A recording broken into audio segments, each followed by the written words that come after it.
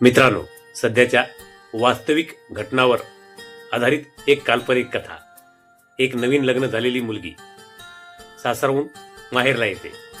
माहेरला आल्यानंतर आपल्या आईला म्हणते, आई, नवीन घरामध्ये ॲडजस्ट करायला फार अवघड जातं.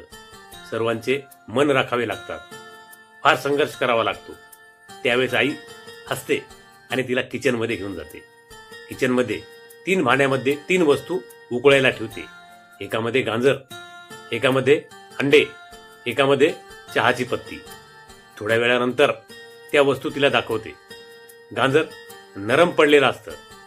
अंड जे सुरुवातीला आतून नरम असतं ते उकळल्यानंतर कठीण होतं. आणि तिसरी चहापत्ती. चहापत्ती आपल्यासारखाच रंग सर्व पाण्यात तयार करते. आई मुलीला म्हणते, बघ, आता परिस्थितीनुसार तुला गांजरासारखं नरम पडायचं की अंड्यासारखं कडक व्हायचं, किंवा परिस्थितीला आपल्यासारखं करून घ्यायचं. त्यावेळेस मुलीच्या लक्षात येते की आपल्याला चहापत्तीसारखं परिस्थितीला आपल्यासारखं करून घ्यावं लागेल.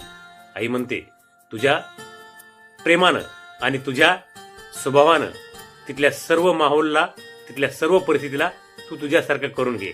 तेव्हा तुला संघर्ष करावा लागणार नाही, कारण प्रेम दिलं तर आपल्याला प्रेम मिळतं. मित्रांनो, ही छोटीशी कथा सांगण्याचा उद्देश एवढाच आहे. आजच्या परिस्थितीनुसार सर्व मुलीला आपल्या आईने अशा प्रकारचे संदेश सांगायला हवे.